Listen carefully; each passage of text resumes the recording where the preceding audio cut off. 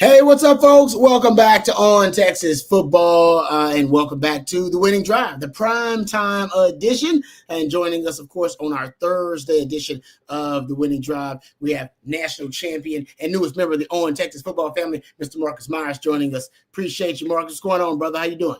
I'm doing well, man. I'm doing well. How you doing, Rod? I'm doing good, man. I'm excited to get into some of the topics we'll discuss. Obviously, a bye week for the Longhorns, looking ahead to their matchup in Gainesville at Florida. You guys, whatever you guys want to talk about, we'll get into it. Questions, comments, throw them out there. Super chats, jump to the front of the line. You can interrupt the show at any time. Yes, we do have to show some love to actually one of both of our former coaches, Coach Bull Reese, who the news dropped that he passed away earlier today. So thoughts and prayers with his family. We'll share some stories about Carl Bull Reese too a little bit. Yeah, Mac Brown, of course, I'm sure already throwing out. Yes, best, obviously, his best wishes and thoughts with the family. Because I haven't talked to Coach Reese in a while, so we can talk about that, of course, and we'll also get into some of the other big topics that Longhorn fans want to dive into. I know there are some recruiting headlines out there that so Longhorn fans are abuzz about some of the possible recruiting news. We can jump into that conversation. Also, I want to talk about bye week topics and things that Longhorns need to address during the bye week, right? Offense, defense, and special teams. We'll dive into that conversation too. All right, Super Chat, jump to the front of the line. You can interrupt the show at any time. Oh, first, before we dive into some of the, like I said, topics and your questions, guys, let's throw out this first because this is kind of cleaning up one of the big viral headlines from last week when Arch Manning went viral versus Sam Houston State for standing over a Sam Houston State defender, staring him down. And some people felt a way about it. They thought, for Manning to do that versus Sam Houston State, that is not a good look and the optics aren't great. Even Arch Manning said, hey, my mom didn't like it. Hey, I liked it. Marcus, I'm sure you didn't have a problem with it either. That's how it is when you're caught up in the moment. You don't really get damn it's Sam Houston State or it's Ohio State. All right. In the moment and during the play, hey, it's just a defender. Like that's just it can be any damn body. You're bringing your passion, your emotion to that moment. So I can see him getting caught up with it. At the time, it did not occur or even matter to him that it was Sam Houston State. I think Longhorn fans felt good about it. But your thoughts about it, because there's an update to the story is my point. Yeah, I think I know where you're going here. And I didn't really have a big issue with it, right? Like, I think it's one of those deals where likely if it's anybody but Arch, there's not that number of cameras on him to catch it from a million different angles. Jerry talks all the time about how they're going to just overanalyze everything he does. And so, sure, maybe you would have loved it to see against a more, strong competitor. But so to speak, like at the end of the day, Arch was kind of exercising some demons there from the past few weeks. So, if that helps get him going, helps the team get him going, I don't give a damn. It's damn right. And we're going to talk about Arch exercising those demons, maybe continuing to do so in Gainesville. But here's the update to the story. So apparently on social media, the young man, and I think his name is Antavius Fish. I hope I got his name correct. Arch Vader. Oh, that's a good one right there. Sandman, you might have found the alter ego name for Arch Manning right there. Arch Vader. You should copyright that. And then we should make some t-shirts and then we can all make some money, Sandman, because that is I'm writing that one down. That's my favorite Arch alter ego nickname is Arch Vader. That's brilliant. Brilliant. I like that. That's a good one. We definitely got to make sure they get credit too. Yeah, Sandman, I will write down that is yours and that you came up with it, but we're gonna popularize that, man. We're gonna be playing Darth Vader in DKR at one point. Absolutely. Yeah, exactly. All right, but here's the update to the story. Antavius Fish, the young man, the defender who obviously was being stared down by Arch Manning. Here's a photo that he posted on social media of a play earlier in the game prior to Arch Manning staring him down after scoring the touchdown. This is him after tackling Arch. And then actually it was a nice hit too, by the way. It was a nice play by him. I actually remember the play. Yeah. It was a nice, you were linebacker. It was a nice read by him and everything. Hit the whole, boom, and delivered a blow to Arch. And then afterwards, looks like he had a little something to say. And he stood over him a little bit, let him know. And then he posted this after losing 55-0. But yeah, that's the tough part, man. I mean, I guess that's your get back. It's a cool picture, but like, okay, bet, and you drove up and down the field is kind of tough, man. I don't know. I don't know about that one. He had his moment though. He wanted his 15 minutes of fame. He felt like that his 15 minutes of fame was about Arch doing him dirty. He was like, no. Just so y'all know, I did him dirty first. Just so y'all know. All right. You always see those memes these days. It's like, I'm going to tell my kids this is. So, he can, when we got some young ones here in a few years down the line, he can literally tell them anything. Like, exactly. That's like, out the game. They won't know yet. They won't know. I tackled the Manning. Oh man, I caused the fumble. In a few years, he'll force a fumble on the Manning. Oh, yeah. And it'll grow over time. It was the game-winning play in overtime. You name it. It will. So there you go. That's the update on it. So you know what? I appreciate the young man though, because he's like, I ain't no victim, y'all. All right. I gave as good as I got, just so y'all know. So I appreciate that. I'm with you. I don't know about posting the pick after losing 55-0, but different generation that we're dealing with these days. All right. I do want to quickly give our thoughts and prayers to the family of Carl Reese, and obviously we're part of that extended family, him being my defensive coordinator, Marcus as well for a time there on the 40 acres. I loved Carl Reese always. He called me Babers all the time. I remember that. And he was stubborn too, even in his defensive scheme, and the way he wanted to do things. That's why they called him Reese, man. He was aggressive. He played a lot of man coverage, and he was going to get after quarterbacks. So I appreciate his defensive style, and I loved him for that. But also, he loved his players, and they had a great relationship with his players. And I remember, whether times were hard or whatever, there was never really complaints about Coach Reese from the players. Right. Times got hard or whatever. And, players, we need to play better. Offense guys need to be more consistent, whatever it was. But guys never really complained about, Reese when I was there. I'm sure maybe that changed. But Carl Reese was a great coach. I thought he was a great man as well, because I remember all the harsh coaching moments that he had with me personally and others. He always kind of followed it up with encouraging words and always with some type of optimism to go with that criticism. Like, it was never just him getting down on a player. He always picked a player up too, which I appreciated. So shout out to Carl Reese and his accomplishments, and RIP to the man, and he'll be missed. Absolutely, man. It's tough, like the older we get, it's guys that coached us, guys that recruited us, guys that we played with. And it really is like a reminder of your mortality and just, how fleeting life can be, and how, sometimes all the stuff that gets in the way and all the noise that's, happening out there really, really doesn't matter. And it's like you said, Coach Reese was, certainly one of one. You talk about his schemes, being a linebacker coming in, and I was the last class that, came in under him after my freshman year. Your senior year, he retired.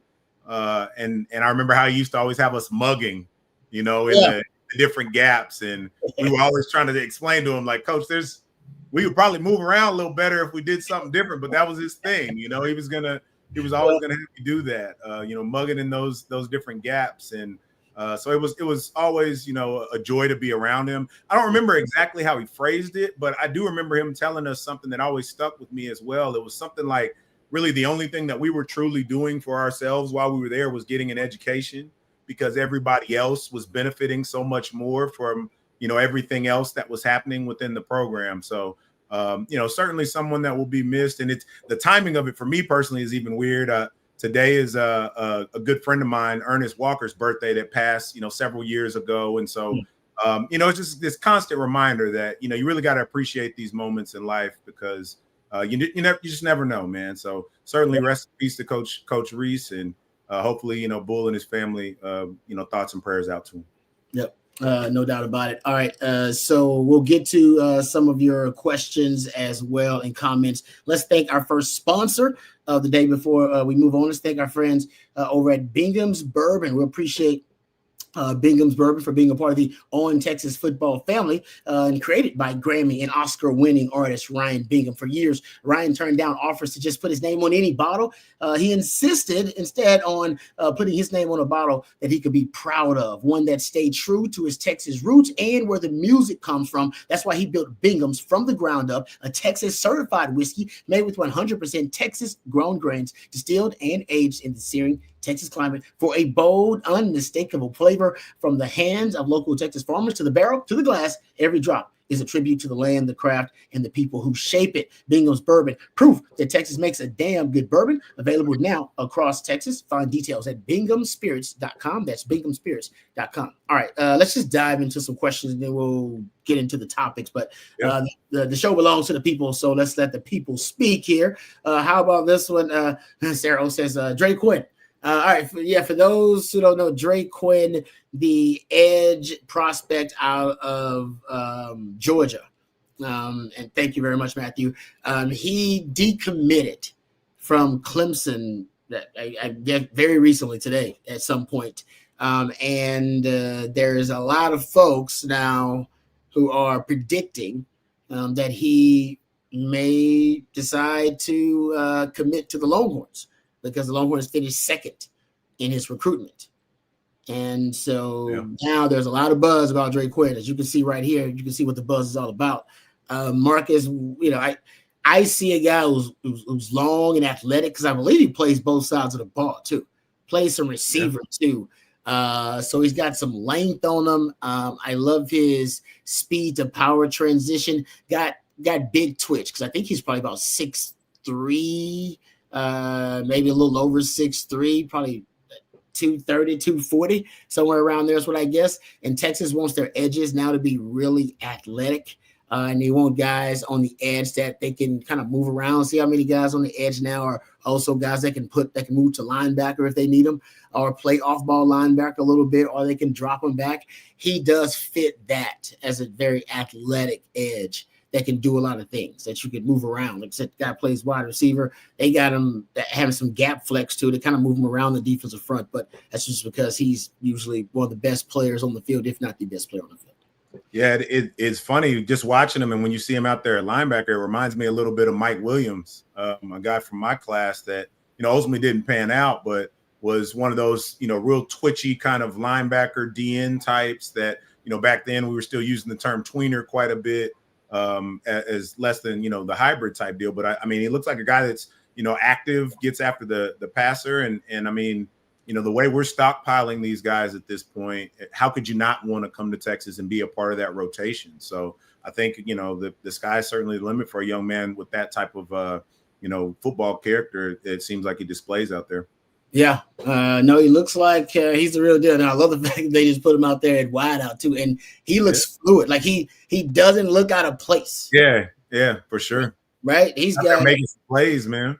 Man, like I said, doing some BG. I mean, you talk about he's only got BGO, like you said, Cisco, but he's got some of that yak ability as well. So he's just overall a really good looking athlete. Period. I mean, like I said, I think Texas is just starting to recruit just kind of unique athletic freaks on the edges. Yeah, these classes they're bringing. It makes me wonder too, if they do decide to kind of go chips all in to some degree on them, does that mean maybe like a guy like Trent Henderson that they're working at, you've heard a lot of people wanting, him to be a guy that we flip, you feel like maybe you have a better shot here than otherwise, but certainly it's still developing, and whatever the staff decides, I trust, because I haven't seen anything at that spot here in the last few years that would make me question anything in their judgment and how they want to, deploy those guys in PK's defense. No, they've been nailing the evaluations and doing even better with development so far. And now they got even more talent to develop, not just the guys they inherited. But no, I mean, I love the way he plays through contact. Like I said, he's got a lot of the raw materials are astounding. Like they're just man. And he's playing ball at Buford. Like that's not small time ball. Like when you see guys like that, they're out there playing against some other top athletes. So it's good to see that that's somebody that still has such a strong interest in Texas. All right, there you go. So Dre Quinn, a lot of excitement, a lot of buzz among Longhorn fans and Longhorn Nation that he may decide that he wants to wear the burnt orange. If that's the case, that'd be a fantastic get and flip for the Longhorns, who he was once committed to, and once again in Atlanta or in that Georgia area up there. I assume he's in the greater Atlanta area, but maybe I'm wrong. I'm not sure how far Buford is outside. I don't want to just say that. I would have to look it up. I don't know Atlanta like that. But Texas has been making a lot of inroads in Georgia, period, especially that Atlanta area.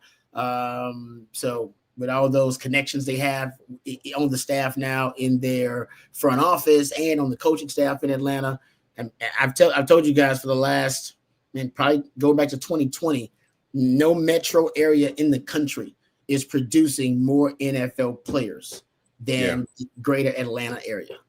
It surpassed DFW about 5-6 years ago, and they have not looked back. Actually, I think they have increased the gap between them and DFW. And DFW is, that is the most fertile recruiting ground in the state of Texas, even more so than H-Town. And yet think about how fertile Atlanta must be. It's a little northeast of Atlanta, so kind of think more like Allen to actual Dallas. I got you. Comparison, but if you ever heard stories of Lake Lanier, it's right by Lake Lanier. It's an interesting place up there in Georgia. What you know about that? What you got some stories? Man, my godparents are from Atlanta, so and then my mom used to be a flight attendant with Delta. I spent a lot of time in and out of Atlanta over the years. So that's why my brother worked for Delta for a while too, because he was he was an aircraft mechanic for Delta for a while, coming out of Air Force, and he lived in Stone Mountain.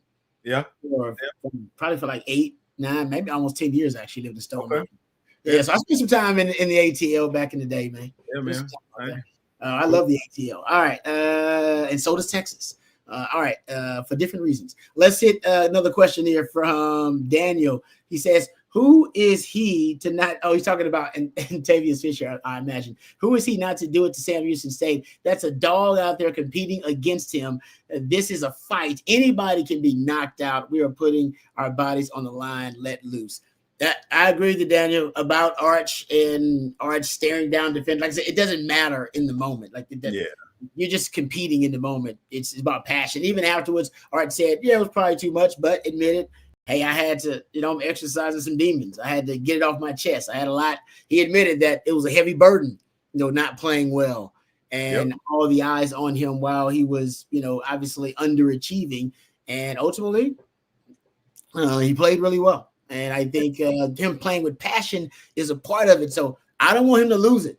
If he's got to go out there and talk trash to guys, and he's got to go out there and instigate some of these confrontations, I am fine with it. I really am. He's got linemen. They got his back. He's got players. As long as he doesn't get a penalty, he's good. He's good with me. And I guess he might always get one. It's just if you talk about Arch, you're going to get some clicks. If you post a picture of Arch, you're going to get some clicks. So he can't really do any right or wrong, right? Short of him just going out there and being perfect all through SEC play, there's going to be something that people find to talk about. This is just another one. It doesn't matter. All right, let me ask you this then.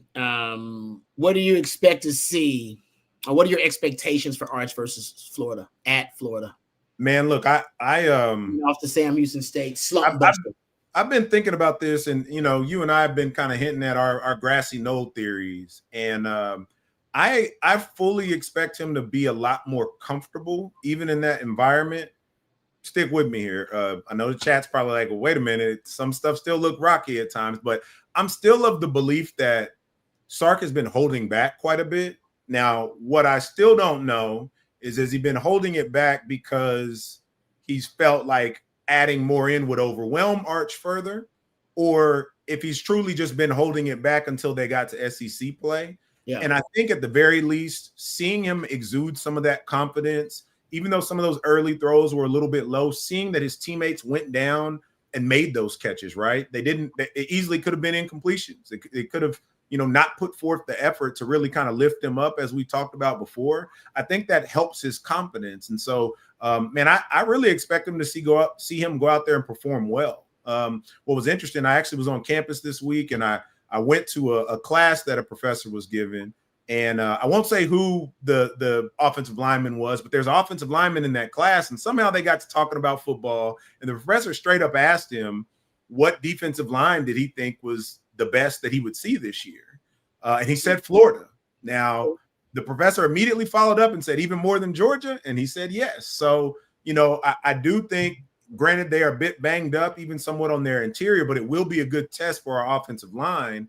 So I think some of what my expectation for Arch is going to be is also rooted in how well that O-line stacks up to that defensive line, because that is one of the things that, we heard coming into the season was certainly one of the strengths of their team. But I think he's well positioned to go out there and build on, what he did. And I think he's at a point now where they'll probably cut loose, right? I think maybe we'll see a bit more of that script that we were expecting, if it gets into that. But I mean, you just never know. It kind of depends on how Napier decides to play it too. Does he try to play it a little close to the vest and protect that way? And so in the same sense, maybe you're not playing the exotics as much and you just want to get out there and see if you get to halftime and it's still a close game. That's a great, that theory, the conspiracy theory that Sark's been holding back. And I hope it's true. I really do. I hope it is true. I hope after the Florida game, I'm thinking to myself, man, if he had run that stuff versus Ohio State, they win the game, right? I'm not sure if I am ready to believe it, but it could be true. Like, it really could be.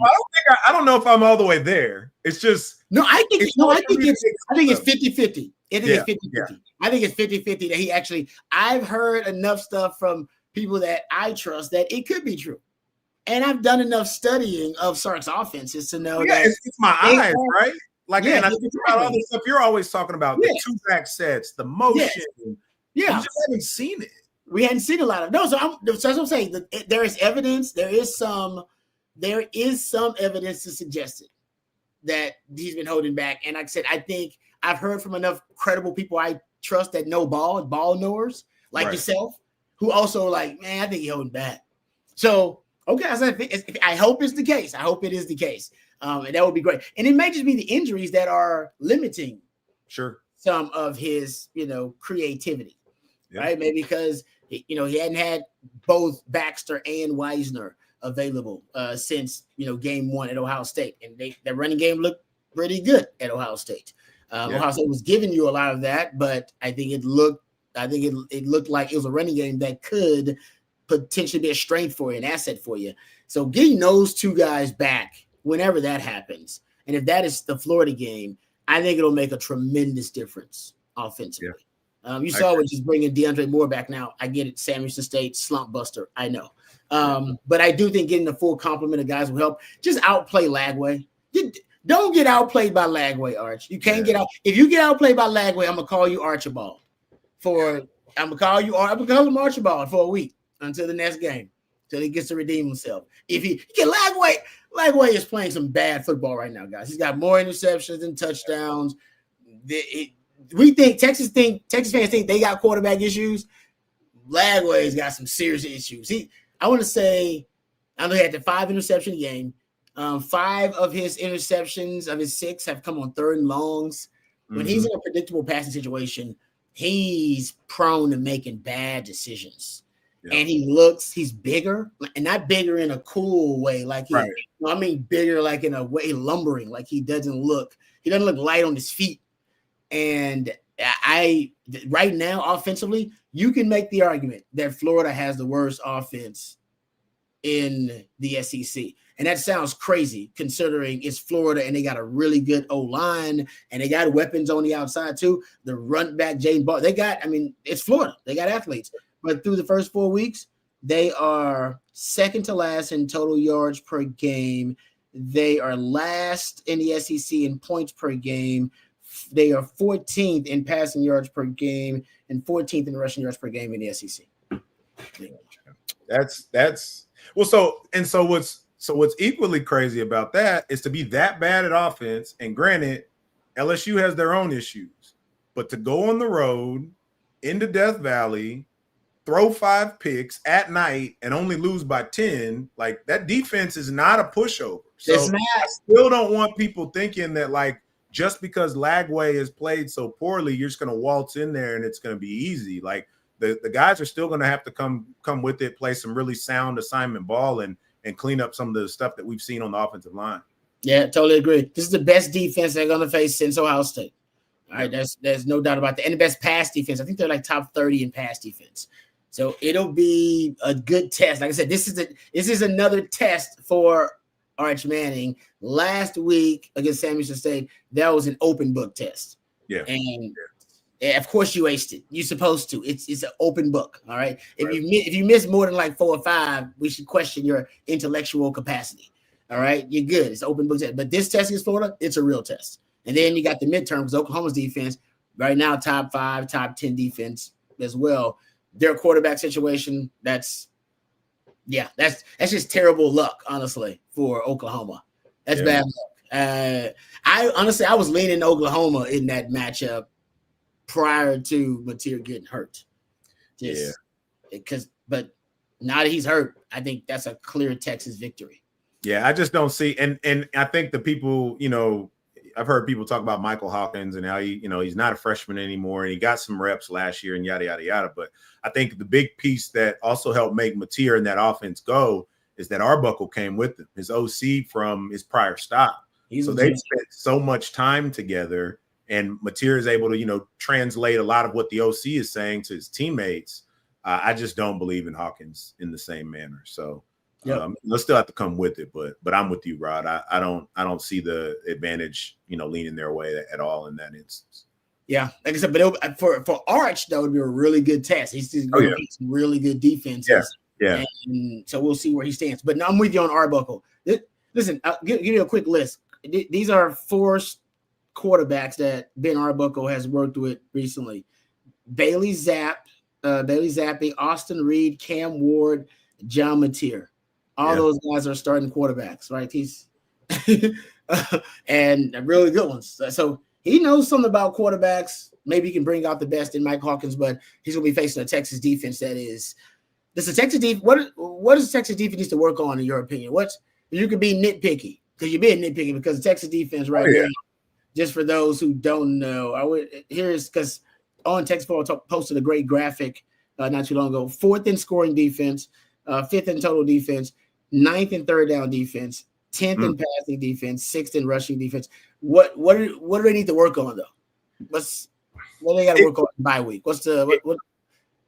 It's tough. I'm trying not to keep going here, but it's like even on defense, even more so than offense, I feel like they've been holding back. So it's hard for me to say what I think they need to work on because you look at. So I kind of took a page out of CJ's book and was trying to go and look up like different, snap totals and all these different things, right? Like Anthony Hill played 40% of the defensive snaps against Sam Houston. Yeah. Right. The game that he's really only played a ton was against, Ohio State. Everything else, like they've been really working on the rotation. Even same with, guys like Colin and a number of the different guys. So for me, it's been kind of tough to gauge because I think they've really been being conscious about getting a lot of the younger guys reps, making sure that the guys stay fresh, not overexposing anyone unnecessarily. And again, playing a ton of base defense. So if anything, I think if there is more of the exotics that are going to be coming into play, making sure that they're staying within the scheme, making sure they're really keyed into their reads and whatever they're being coached up on throughout the week and not getting, too excited. How it can go sometimes, Rod. Like when you get those certain play calls dialed up, like you're giddy, when you know that they're in the play that week, like you're ready to go, but you don't want to get so beyond yourself that you're now potentially doing something outside of the scheme. If you're the guy that's supposed to be pulling someone out of a particular gap, don't, shoot to a different one just because you see, a little bit of daylight, that kind of thing. So I think the main thing they're going to have to work on is just staying focused and really locked in on what they're being coached to do within the scheme, because I think it might open up a little bit more than what we've seen. Yeah. All right. No, I hope that's the case too. And for PK, that would actually be kind of breaking tendency because he's not vanilla, but he oftentimes like to stick to the basics and the fundamentals of his defense. Yeah. And when Johnny Nansen came in, I think he did a great job of, because one of PK's great assets, I think, as a coach is he's he's humble. His humility. He brings in coaches and he will take the best ideas. He did it when he brought in Gary Patterson, and he did it again with Johnny Nansen. Started using a lot of those NASCAR packages and the 3 high, the big nickel. They got a really multiple when Johnny Nansen came in, which I predicted, but I only predicted this because PK has done it before. And he did it under Gary Patterson, and I think he's going to do it again with Coach Aquino. I think he's going to bring in and really do a good job of making sure that Coach Aquino's principles and things that he believes in defensively are also, brought into the system and integrated into the system. So that, to me, you're right. That would be breaking tendency for him, but I could see it happening because last year we saw it probably for the first time since PK's been at Texas where he got really freaky. Yeah. In a freaky way, I mean, throwing out exotic looks. Sorry. I know people are like, what do you mean freaky? Freaky, I mean, getting to exotic looks. So basically, Marks is predicting a freaky Florida game where the offense is going to get freaky with some new exotic looks, or at least things we haven't seen, and so will PK. Hoping that is the other part of that too, Rod. Again, does Napier have to get really conservative to protect Lagway? I haven't looked at them, and maybe you have to this end, but I don't know to what end they would use a lot of 2 tight end to the degree that Ohio State did, right? That it kind of keeps you out of some of those looks because you need some of those bigger bodies on the field. And the other thing, last thing that comes to mind in terms of the defense is just don't give them anything easy, particularly in the penalties, right? The one thing that could give that struggling offense and a struggling quarterback a little confidence is if you're able to get them off the field on 3rd and whatever, and here comes a flag because you had a late hit or you were holding a little bit here or there. So, just doing everything they can to limit giving those guys anything extra and trying to go out there early and really kind of continue to stomp on that lack of confidence that it seems like their offense is having. Because, I mean, if we thought we had it rough, I can only imagine what they're going through down there in Gainesville right now. No, they're basically saying the Florida fans are saying, Sark, don't screw this up. All right. You need to beat Florida, beat them up out of here and get them out of here good. Get them out of here. They don't serious. That's what they're talking about. Like, dude, help Sark don't screw this thing up and let Florida play him close or he'll pull it upset. And I'm like, wow, they're savages over there. So they want their coach out and they don't really care about how it looks. They just want to make sure their team gets beat so bad that may be his last game he's coaching. Not all of them feel that way, but a lot of them feel that way, I'm sure. Yeah. Okay. Let's get to the super chats here. We got super chats. Let's get the first one from Justin here. Justin says, Rod, Coach Jermaine Anderson ain't like that story. You always tell about whooping up on Texas City. Oh man, that might have been one of my favorite high school games I ever played in. Okay. We went to Texas City, and Texas City was good. Like they had just put out the Texas City forward, Irvis Hill and Eric Rose and Tyrone Jones. Yeah, they was balling. Man, we went down there, and it's it's one of them games where I'm sure you remember them too. Like I just went off. I had an Odell Beckham catch against Texas City. Yeah. Oh yeah, one hand. Oh yeah, Odell Beckham style. I know. Now you're like, what? Ron Stone hands? Yes. All right. Before Stone hands. Just back then, I had confidence in my hands, and then I lost it somewhere. That's why Mac Brown was right. I should have never been so self-deprecating about my hands because I think somewhere subconsciously I started to believe I had bad hands, and I actually came out of high school with great hands, like nice pick six. I was like a young Dre Bly out there. I was catching everything, and then then I got to Texas and something happened with my hands, man. I don't know what happened. Man, I haven't heard that name in a long time. Jermaine Anderson. We used to call him Candy Man. He used to always have those lollipops, like everywhere he went. He always had a lollipop. So we called him Candy Man. That is true. I forgot about that. He always had some candy in his mouth. Yeah. Oh man, that's great. All right. Thank you for that, Justin. Appreciate it. Good memories. Paxton here. Thank you, Paxton, for the super chat. Says, I'm not too worried about the O-line. Honestly, I only judged them off the Ohio State game. I would say Coach Shipley was worried about the O-line. We talked to him, and Stevie Lee, who we talked to. And I like to talk to people that watch line play. I'm a DB, so I don't watch line play. I literally got to go back and rewatch the games and go watch line play because it's foreign to me. You know what I mean? I can watch route combinations and coverages one time and go, oh, that's what that is. Hey, I remember that. And then I got to go back and watch line play because, like I said, it's like a foreign language to me. I got to go back and kind of decipher it a little bit more. And I plan on doing that too with the all 22. But I would say two people I trust, ball knowers, Coach Shipley and my man Stevie Lee have both expressed concern about the O-line play. And at multiple weeks, by the way. Well, and I would echo it, right? Like, I mean, I think both times, before San Jose State and before Sam Houston, we were at the co-op and talking about, okay, what do you expect them, and every time I was telling you, I expect them to come out and hit somebody in the mouth. Mm-hmm. I just haven't really seen that, right? Like, I guess I have been hoping for more of a mauling style, dominating, type of, I mean, if you're going to be big humans, right? Well, I don't need you to just be big. I need you to be moving some people. So it's interesting that I still haven't seen that. Now, I saw something the other day. Hang with me on this. I think I can get through it and make it connect. Sometimes it can also have something to do with how, like, what the play is being called and how the running back is pressing the hole, depending on what's being called.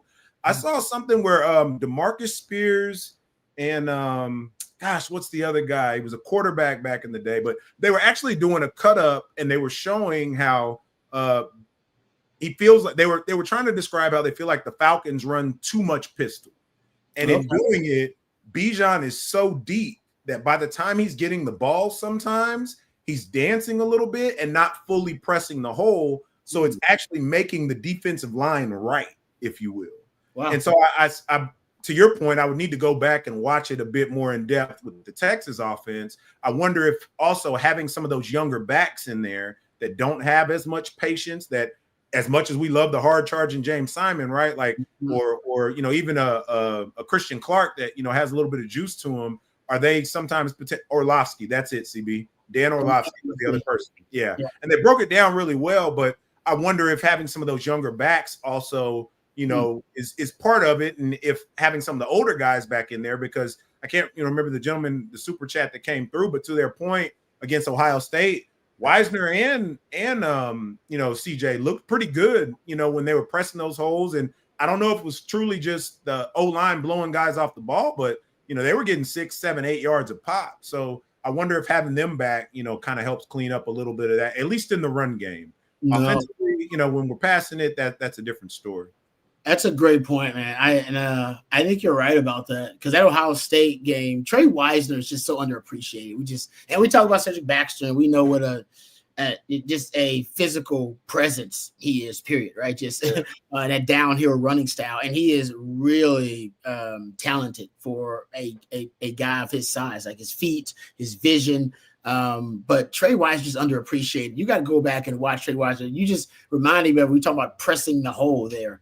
He does just a tremendous job of having patience and allowing the blocks to basically materialize and allowing the blocks to set up. And every run, I would say sometimes you can be too fast to the hole. Sometimes you can be too slow to it. It is an art form. And it is, I think, for a lot of running backs, it's a skill to be able to hit it at the right time. And he's setting it up too, and he has that vision for the cutback. I can't think of a big cutback run I've seen this year. I may have just overlooked one, but if it wasn't Trey, I can't think of another. I'll say Trey had that one in that Ohio State game, actually. Remember?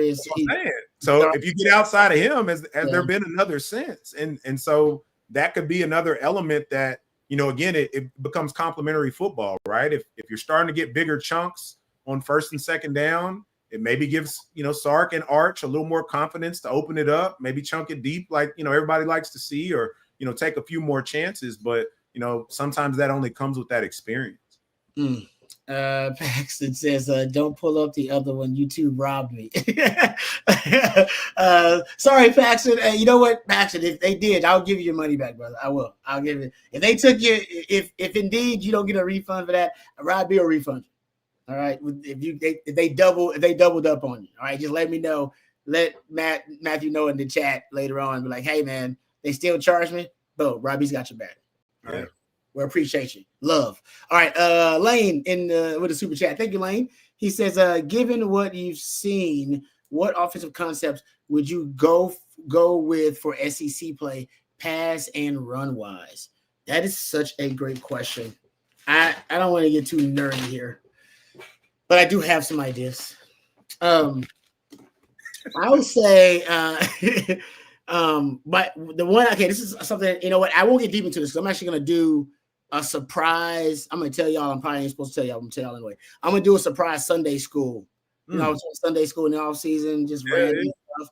I'm going to do it for bye week. And I'm probably going to do a lot of it on this. But what I want to see is more flood. Because I basically looked at their explosive plays, 10-plus yard gains in the passing game and 20-plus yard gains, of course. And I looked at if there was a pattern, right? Are we looking at something that's a trend there? Flood concepts for Texas. I'll just give you this little stat. 50, almost 60% of their 10-plus yard plays come from flood concepts, screens, or some type of double move. All of which we've not done much of this year. Exactly. They have not done a lot of it, actually. So along those lines, I have a question, and maybe this can be part of your study and for Sunday school. We've talked a lot about the explosives, and by definition, that tends to be the yardage gain, correct?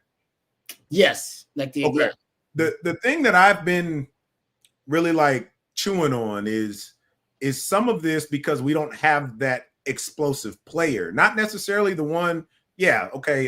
You've had some long gains, but you don't have a Jaden Blue. Like, I think people really undervalue not only the volume of touchdowns he scores, but how he scored them. Yeah. So is it, even though he wasn't as healthy most of the year, even having a guy like Bond, when he scored some of those touchdowns earlier in the year, I don't know if we have those guys right now. Doesn't mean we can't still have a highly productive offense, but it does make me wonder, is that also a portion of why the offense is shifting a bit? Is you don't have a Zachariah Branch out there, or a, what's my man, even though I don't like him, the cat at A&M, Carver, right? Like, you don't Mario Craver. That's his name. Yeah. Craver. Like, both of them. Those guys you can just dump it to and they're gone, So I kind of question if that is part of a shift of the offensive concept where you may still get some explosive plays, but they may not be the same type of explosive.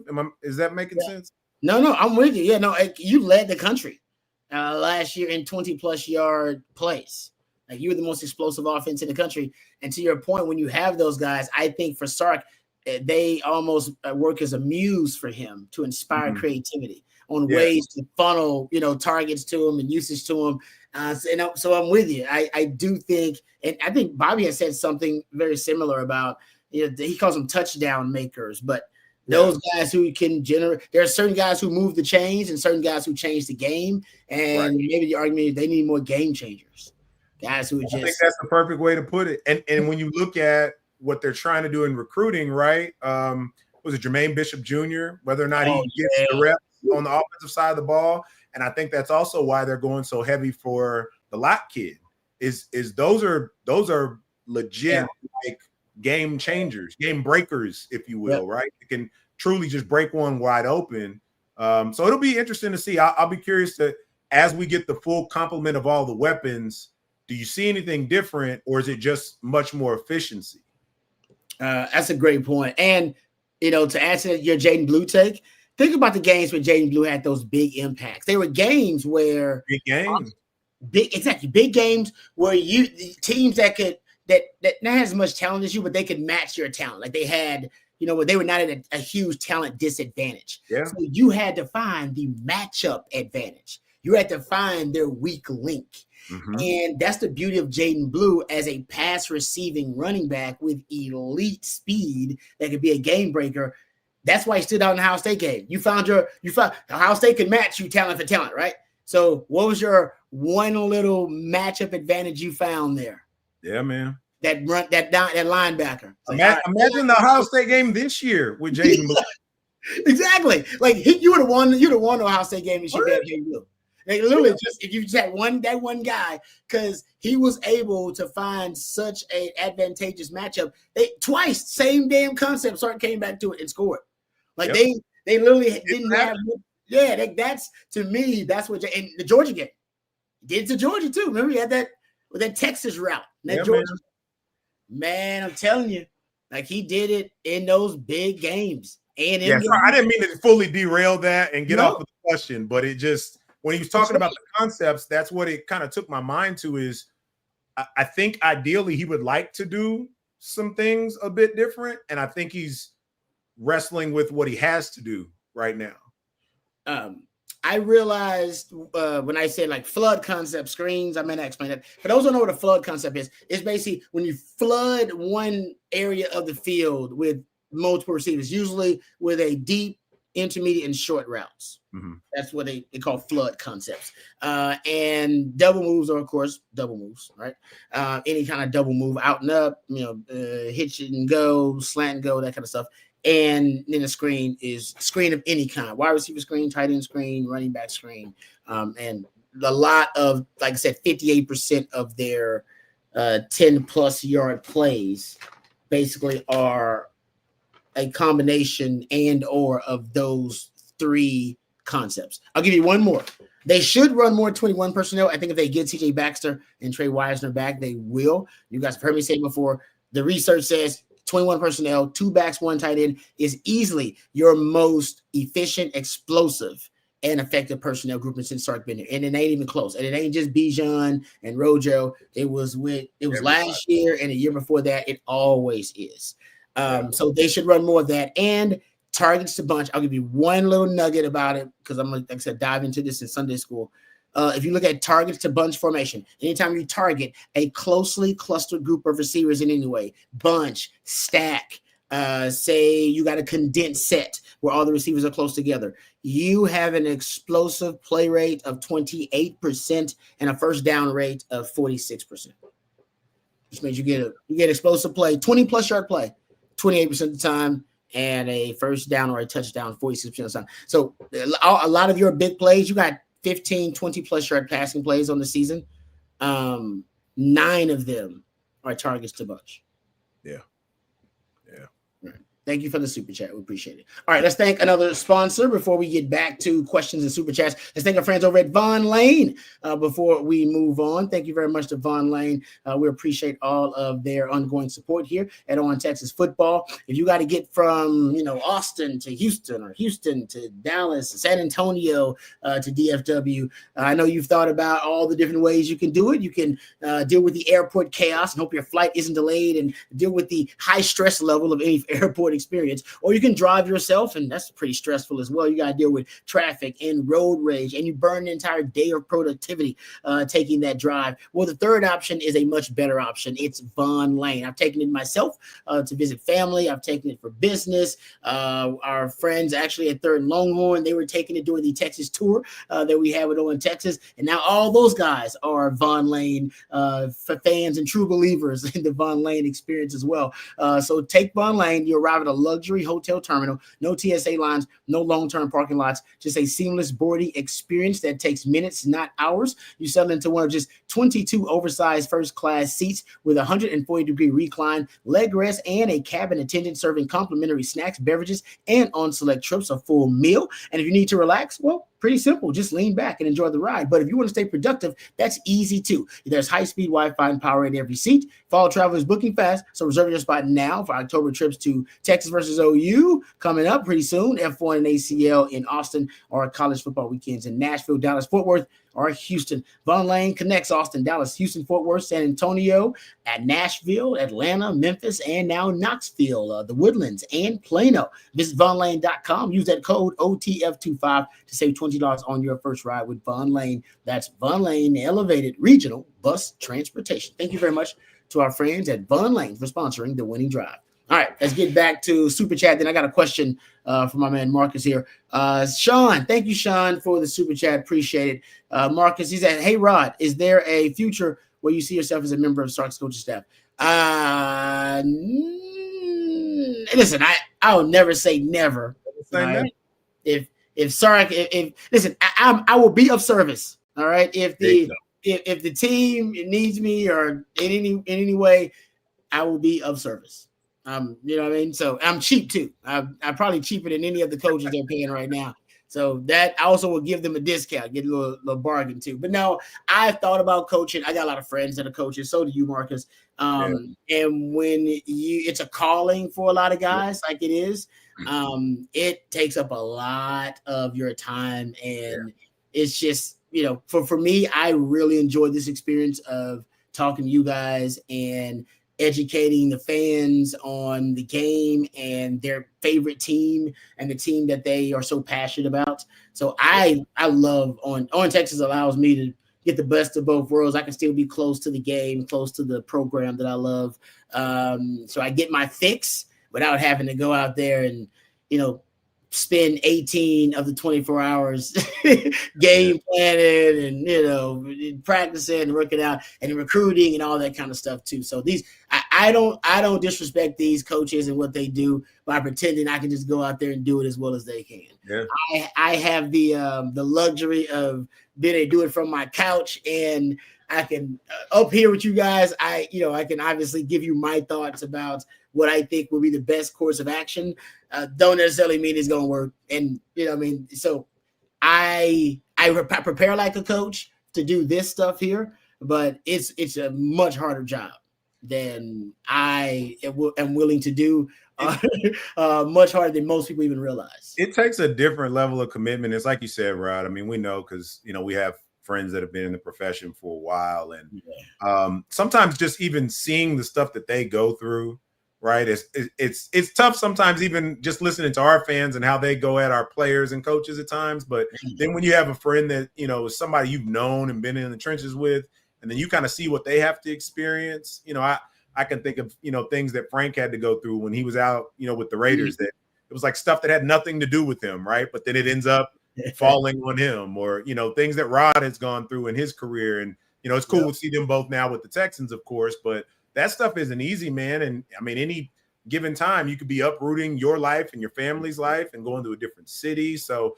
I agree with you. It does take a special calling. And I've always, just kind of joked and told people, like, I just don't think I have the patience, man. Like, I was a pretty good guy, on our team. We had a spectrum of what our teammates were.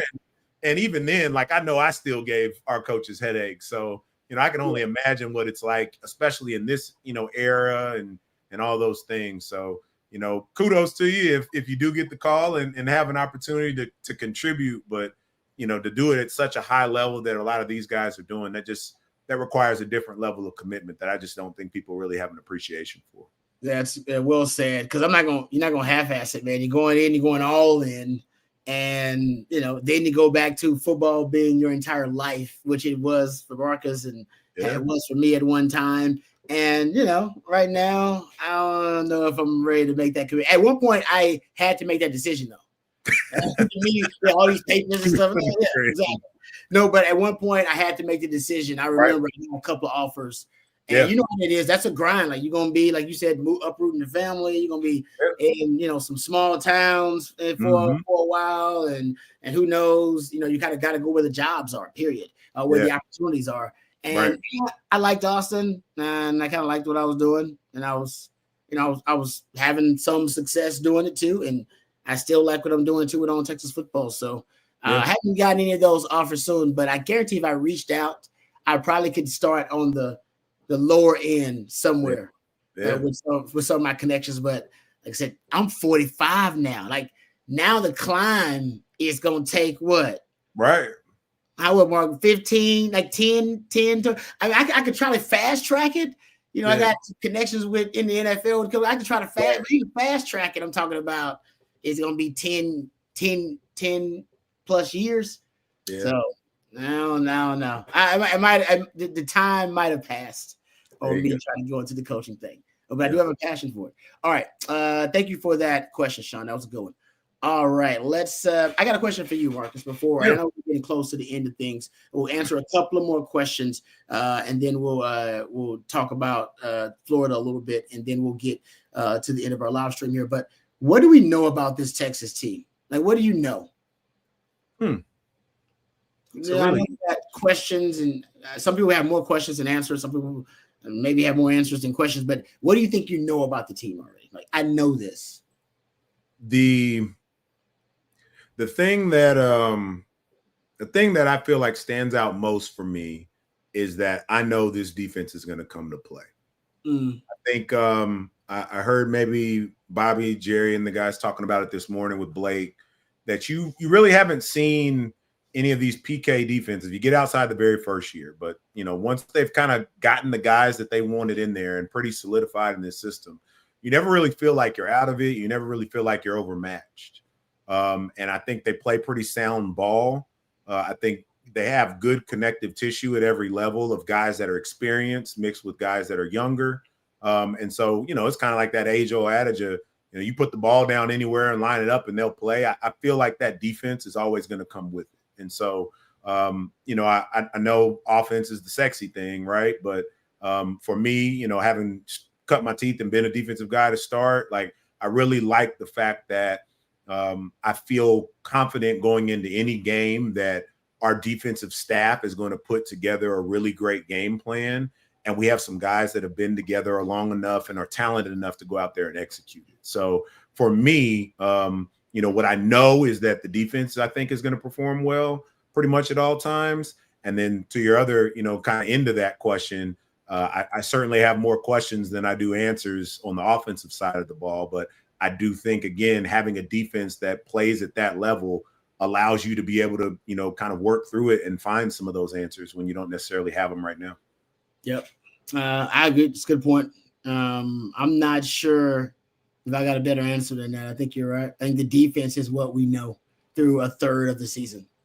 Yeah. And I'm not saying there are other elements correct of this team that won't prove themselves to be trustworthy in 2 games, 3 games into SEC play. I think special teams is trending that way. Agreed. But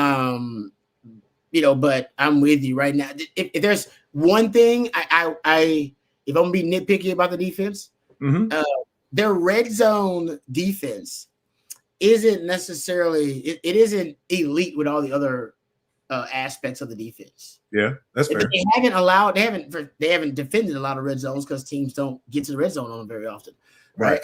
Because that's how stout they've been. But I would say they've allowed like 3 out of the 4 teams to score touchdowns. Yeah. Down there. Yeah. That's really nitpicky. Yeah. I want to say something like that. Honestly, that's the only thing I can think of. Yeah. Oh, maybe that they're targeting certain players in the secondary, but they're gonna do that. I mean, team game offensively, they're gonna figure out, all right, who do we have the best chance to be effective against? Look, probably a true freshman. This guy, they're gonna stay away from Malik Muhammad, stay away from Taft and some of the veterans. They'll probably go at Jelani McDonald because he's built like a linebacker. And it's like, man, can that guy really cover a receiver? And then he proves, oh yeah, he definitely can. So I just think and it's like you just said, this time or by the end of last year, people were calling for Manny's head, right? And why is that? Because you had a Thorpe corner on the other side. Well, you don't really hear Manny's name a ton this year. That's a good thing. That's because he's doing what he's supposed to do on his side of the field. And so, yeah, all the attention is going to go elsewhere. So you're right. That's just part of it. I think I saw a couple comments. I think Allen even said defense doesn't win championships anymore. Generally, I would agree. But that Ohio State defense last year, I mean, the what got them to the national championship against us wasn't their offense. I mean, yeah, they popped a big play before the half, but what closed that game out was their defense. And so I don't know. I still just think, having an elite defense at least gives you a shot. I think there's, the other end of that argument is, if you have an elite offense and you're just getting run through, on the defensive side of the ball, you're always going to be in shootouts. And I mean, at that point, you're almost like an Ole Miss, so I'd rather have the defense that I know that I can count on and the offense that can grow into it. It's a nice shot at Ole Miss there. I like that. All right, a couple more questions before we end tonight's live stream. How about this one? MJF says OU practice, prepared, and ran an obviously illegal play for a touchdown to win the game, and social media is worried about Arch staring at a player after a touchdown. Come on. Yeah, I will say that OU, at least this is what I read, they claim that they cleared the play with officials prior to the game too. Like that they told, you meet with officials prior to the game. They said they consulted, like, hey, we're gonna do this play. Is it what y'all thinking? They were like, it's fine. It's like, Well, I mean, honestly, I wouldn't doubt it because it didn't get called, and so then it took the office to come back and be the ones to say, yeah, actually, that should have been. So and I know afterwards the SEC said something about it too, that it was illegal, but I'm just throwing it out there. So MJF, you're right. It was I'll give OU credit for it. They didn't call it, so genius play. They didn't call it. That was a weird game. They got some stuff to bounce their way on. Listen, that fumble, that's what really that was the job right there. They got shafted on that one. Auburn got shafted on. That should have been a fumble, and that should have been he fumble return to the house too, right? Yeah, man. That could have changed the whole damn game. Thank you, MJ. I appreciate that. Roger says, Rod, if you were to exclude Lagway from your sample size due to his bad performance so far, what challenges might the Texas defense face in Florida, which you can say the more effective quarterback in his place? Yes, this thing about it, Roger, they're not going to face this Texas. Now the material's out. Yeah, they may not face a high-level quarterback till they get to Blake Shapen. If he makes it that far, because he's had an injury history too, that he doesn't make it through an entire season. He's playing really well now for Mississippi State, but Texas they've had some really good, the football guys have shined upon them recently when it comes to opposing quarterbacks. So, all offseason we were talking about how the schedule, the way it lines up this year is you're playing against so much more experienced quarterbacks. Yeah. And as it's panning out, they're either getting nicked up or they're just playing poorly. Like, I mean, even if you were to meet up with, I don't know, let's say LSU somehow finds their way to the SEC championship, like Nussmeier's not looking all that scary these days. Like, I don't know. It's been an odd kind of season in that respect. And I tried to kind of make mention of that, especially in the earlier weeks when we were struggling. Like, if you look around the country, there aren't a ton of quarterbacks that are just out there lighting it up. And the ones that are certainly aren't the ones that you were expecting. I think maybe the closest you could maybe is like a Dante Moore, but outside of that, like everybody else is kind of coming out of left field to a degree, and the guys that you really expect to take that jump aren't. I agree with you on that. That's a good point. All right, last question here before we end tonight's live stream. Joseph Curtis, thank you for the question. He said, Rod, do you think Jelani McDonald could win the Thorpe? I don't know if he will get the stats Barron had, but man, he's playing out of his mind so far this year. Yeah, he is. I mean, he's getting his hands on all the balls. He's got 2 picks already this year, right? And should have had a third. I talked to him recently, and I said, man, and at first I said, because Sark said he was a turnover machine, and I said, he was talking about how great his hands were because he's a former quarterback. And I was like, hey, man, didn't you drop a pick, though? And he was like, man, what happened on that one? What had happened was he couldn't see the ball or whatever. Yeah. Anyway, but I think he's got a chance to – now, can he win the Thorpe? That's a different conversation. Right. So I don't know about that just yet. He's got a good chance because once you are – if you're playing at an all SEC level at Texas, which I think he may go into SEC playing that way – the hype machine, the propaganda machine, Texas will push him to be on that list. But in terms of him being a guy that could be drafted high at the safety position, I think that's where he's trending. Absolutely. Because he's got freaky traits, and all of his highlights, guys, are freaky. Like he's kind of freak. Right, that pick flash plays on the Hail Mary. Remember the pick last year, the one with the Superman pick where he lays out? Man, them were draft highlight plays that we played on his draft highlight reel. And they don't draft safeties high, but freaky guys like him get drafted high. So the Thorpe, I'm not ready to say the Thorpe just yet because Texas just got a guy that won the Thorpe. Right. And I know Texas did they go back-to-back with A. Ross and Huff? No, they had a gap in between. No, there was a year between, I think. In between. I think Ross was our senior year. Okay. Huff might have been – I think Huff was Huff's last year. So when we beat Michigan – in that Rose Bowl, I think that's when Huff won it. Huff won. So it was probably a year. There was a year between it. Huff would have won it in 04, and I think Ross won it in 06. I don't know. I think it was 05, 06. I think they went back to back. Okay. I think he won the national title year. Yeah, they went back to back. Okay, it was 05 and 06. Yeah, Carlos Rogers, I forgot that name. Wow. Yeah, Derek Strait won it too in 03. Eric Tim Berry. Snoopy won it the year that I made it as I didn't go to the finals. I was a semifinalist, but he won it that year. I thought I had a shot at it anyway. But he was returning them kicks back then too every now and then. They throw him back there on punt. That does help. Yeah. But to your boy Joseph, I will say that it's tough when you're back to back. But if anybody can do it, Texas can do it. Like if anybody can push a player to be hyped up enough, if they're really good, to at least be a finalist for the Thorpe after they had somebody who just won it, it could be Texas. Yeah, he's got that kind of talent though, man. He's freaky. Like he's a freaky athlete, and I didn't realize how big he was. Like I had no idea. Oh yeah, yeah. Dude, yeah, he's put together, man. He's like an avatar. I was gonna say the same thing. Like, he walked up when I seen him. I didn't realize. I was like, I didn't think that was Jelani McDonald. I thought that was like some other basketball player or something walking. I was just over there at the by Moncrief and everything. And then he was like, "Oh, what's up, man?" And I was like, "Oh, damn, these dudes are different around here now." Yeah, man. Yeah, yes. I remember when I went out there in the spring, and then even again back in the fall, it was like he made a jump from spring to fall. Like I was like, "Damn, they got them doing something different these days, man. We didn't look like that." No. We weren't close to that. I'll be the first one to tell you that for sure. All right, let's thank our friends over at South Point before we end tonight's live stream, and we appreciate them and all of their support. Thank you very much. If you are looking to score an easy extra point this season, you can get to the point with our friends over at South Point Dodge. South Point Dodge has over 600 vehicles in stock right now, including the all-new 2025 Ram 1500. Get the real deal today and drive away in the all-new Ram 1500, proven to last. Plus, right now you get employee incentive pricing. That's right. You pay what the employees pay right now at South Point Dodge. That's the real deal, and you won't find a better deal than the one over at South Point Dodge. You can go see them off of I-35 in South Austin, or you can go online at southpointdodge.com. Whether you need a car or a truck or a trade-in, something new, something used, our friends at South Point Dodge pride themselves on being Austin's automotive everything.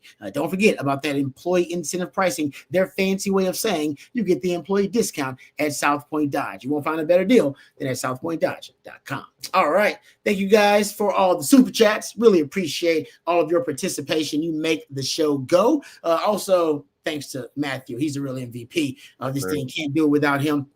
Marcus, great time, man. Thank you for the knowledge and the expertise. Great stuff as always. Thank you guys. Whether you joined us a little bit later on, threw out questions, comments, whatever. We just appreciate you guys being a part of the On Texas Football family. I'm supposed to say this more often, and I don't. Like and subscribe. Please like and subscribe. I never say that. I watch videos and they say it every time. So like and subscribe, please. That helps us out. Also, if you want to be an OTFOG, all you got to do is become an OTFOG. You can go to ontexasfootball.com. Thank you very much, Matthew. For just $39.95 right now, you get a year's access to ontexasfootball.com, and you'll be dialed in because we got the best in the business. Jerry Hamilton, Bobby Burton, my man CJ Vogel, Jeff Howe, always working hard to get those nuggets for you. So use that promo code OTFOG. And you can become an OTFOG at ontexasfootball.com for just $39.95. All right. Thank you very much, Marcus. If I missed any of your questions or comments, please direct them to the gentleman at Coffee and Football bright and early tomorrow morning. That'll be Bobby and Jerry. That'll be starting at 8:15. And also, we'll have our Friday live stream. It'll be at 3 p.m. for our Friday live stream. Don't miss out on that one. That'll be fun as well. For Marcus and for Matthew, I'm lifetime Longhorn Rod Babers. Until next time. Hook 'em horns. Hook 'em.